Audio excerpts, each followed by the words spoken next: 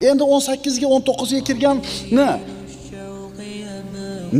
nafsin ammora bo'lib turgan bo'lsa, nimaga buyurar edi? Otasi rozi emas unga turmushga chiqishiga, onasi rozi emas bunga uylanishiga. Lekin nima qiladi u? Ota-onasiga quloq solmaydi. Nimaga quloq soladi?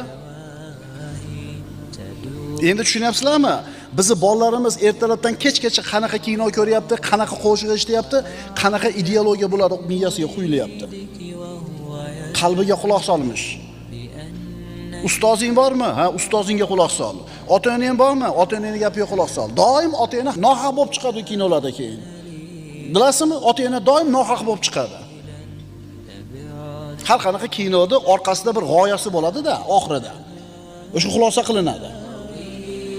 70 ga 60 ga kirgan ota-onalar ahmoq, hech narsaga aqli yetmabdi. Bular nima qilar ekan hamma yo'qda? O'zlari bilarmish.